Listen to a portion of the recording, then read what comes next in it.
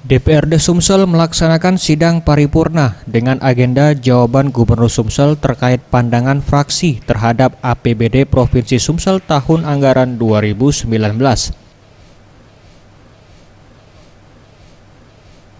PLT Ketua DPRD Sumsel M. Yansuri mengatakan, sesuai dengan agenda rapat kali ini, Gubernur Sumsel dipersilakan untuk menjawab dan memperjelas pertanyaan sejumlah fraksi untuk pembangunan berkelanjutan dan harus dilaporkan dalam sidang paripurna.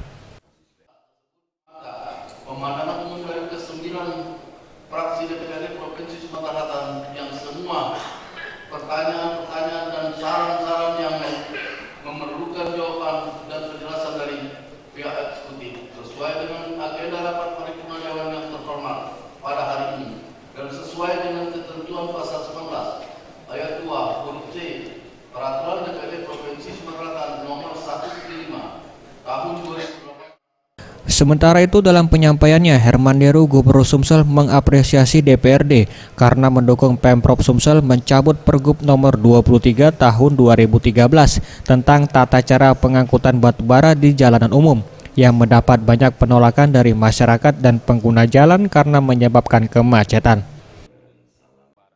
Bukan mempertanyakan, mendukung.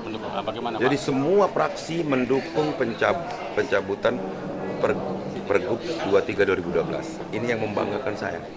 Alhamdulillah, artinya semua fraksi menyampaikan dukungannya terhadap Pergub 74 2018.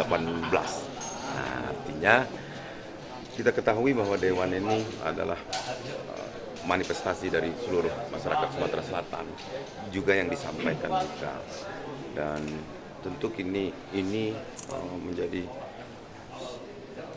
penambahan semangat bagi kami untuk terus menegakkan aturan dan menjalankan keinginan-keinginan masyarakat.